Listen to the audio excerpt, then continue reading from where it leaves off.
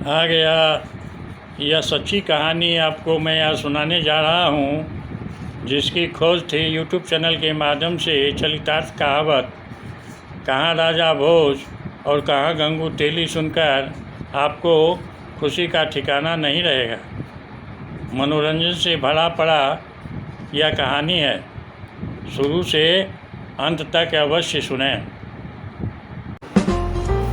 कहाँ राजा भोज कहाँ गंगू तेली, इसकी तुलना करते हुए अपने इस कहावत में सैकड़ों और हजारों बार आपने सुना ही होगा। क्या आपने कभी यह जानने की कोशिश की कि राजा भोज और गंगू तेली हैं कौन?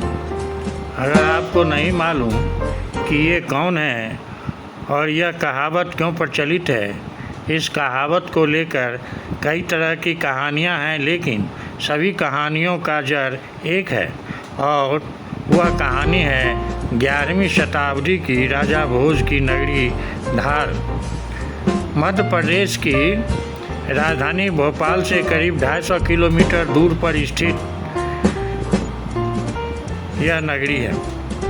राजा भोज का नगर धार है, जो 11वीं शताब्दी में धार नगर 11वीं शताब्दी में मालदा की राजधानी रह चुकी है।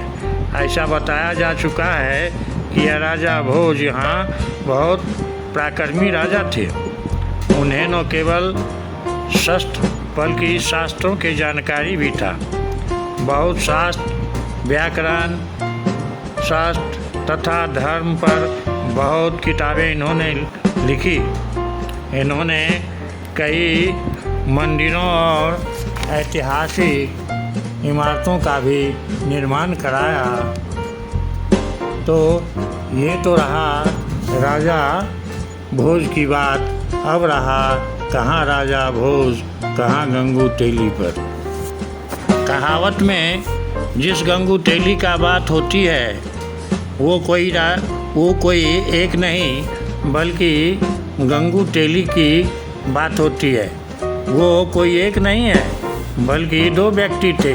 गंगू का असली नाम कलचूरी नरेश गंगेय था और तेली चालुक्य नरेश तेलंग थे। एक बार गांगेय और तेलंग ने मिलकर राजा भोज की नगरी पर धार पर आक्रमण किया, मगर उन दोनों को राजा भोज के पराक्रम के आगे घुटने टेकने पड़े। इस लड़ाई के बाद धार के लोगों ने गांगेय और तेलंग की हंसी उड़ाते हुए कहा कि कहाँ राजा भोज कहाँ गंगू तेली। तभी से यह कहावत आज भी आम बोलचाल में इस्तेमाल की जाती है। इस कहावत से जुड़ी एक और कहानी है जो प्रचलित है, जिसके अनुसार राजा भोज के महाराष्ट्र के पन्हाला किले के दीवार बार बार गिरती थी।